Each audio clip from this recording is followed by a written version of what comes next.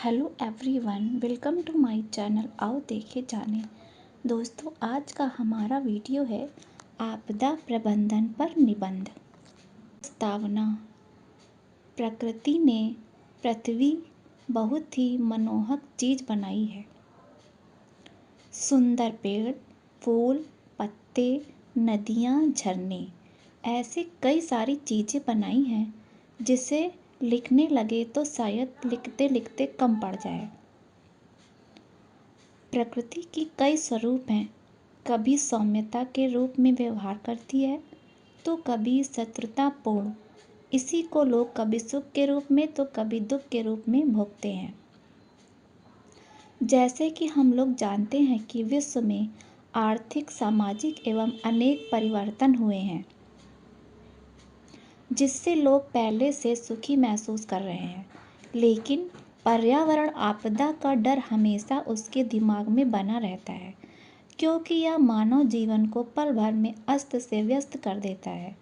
यहाँ तक कि जान और माल दोनों का खतरा रहता है। पृथ्वी के उत्तरी एवं दक्षिण छोर पर बर्फ तेजी से पिघल रही है। इसी के कारण है कि पानी का स्तर ऊपर उठ रहा है, जिससे बाढ़ आ रही है और समस्त जीवों को हानि हो रही है।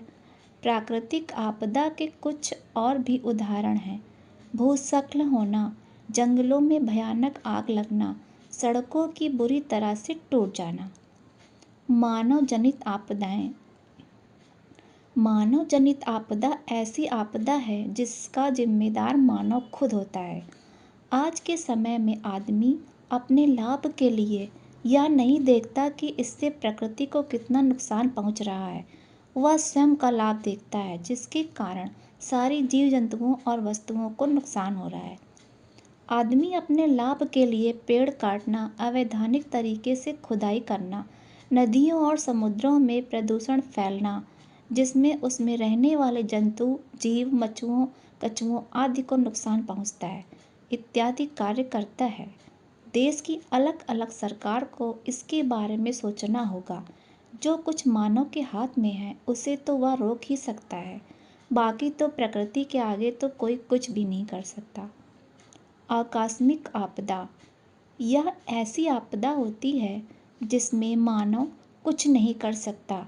यह अकस्मात हो जाती है, जिसके बारे में कोई नहीं जानता और ना अभी तक इसे जानने के लिए किसी प्रकार का यंत्र है, तथा वैज्ञानिकों के लिए इस प्रकार का बना पाना असंभव सा है।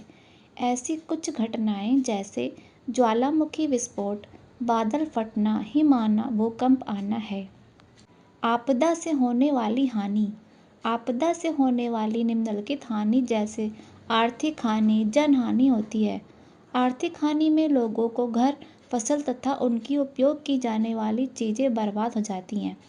लोगों को उन्हें फिर से इकट्ठा करने में उतना ही समय लगता है, जिससे उनके दैनिक जीवन में काफ़ी उतार चढ़ाव आ जाता है।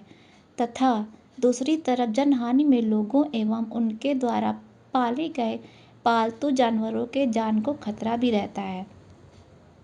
आपदा प्रबंधन क्या है? पृथ्वी के किसी भी कोने में प्रायः सुनामी, चक्रवात की घटना, भूकंप आदि घटनाएं घटित होती रहती हैं। इन्हीं से बचने के उपायों को ही आपदा प्रबंधन कहते हैं।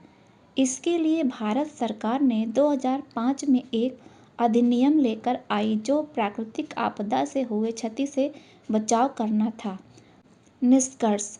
देश के हर एक नागरिक एवं सरकार की जिम्मेदारी है कि पर्यावरण को कम से कम नुकसान पहुंचाया जाए।